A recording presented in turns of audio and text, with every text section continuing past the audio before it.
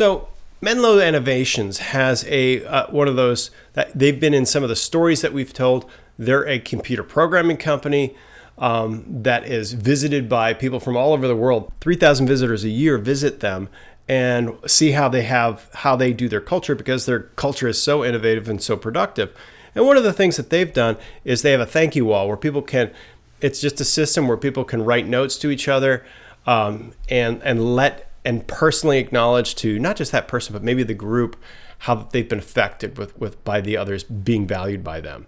Expressing those different things in a group context is yet another way to sort of take it up a notch with your expression of gratitude. So an effective way from a very effective business culture to do that. So another story is about Michael Stollard, a gentleman that I've had the pleasure to get to know better. He wrote the book Connection Culture, and he also wrote a book on burnout. So his personal story is that he was a VP at Goldman Sachs and Morgan Stanley. And of course, there were crushing hours that were developed within that organization. He was always feeling on the edge of burnout, and he realized that he had to make some changes in his life. And so he decided to engage more with individuals in his life, the people that were important to him and the people that were next to him, to do more what he called creating a connection culture, very close to VP culture, in valuing people and connecting with people, and how that made a difference in his life.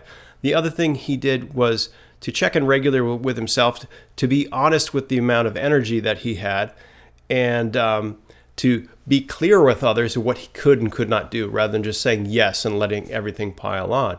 So you can see those things are part of being candid in the trust sector, and being appropriate with the order that everything is in the harmony section, that he could be empathetic with himself. And that led to creating a better life-work balance, that he didn't end up constantly just having to push himself into the stress zone in order to make life work.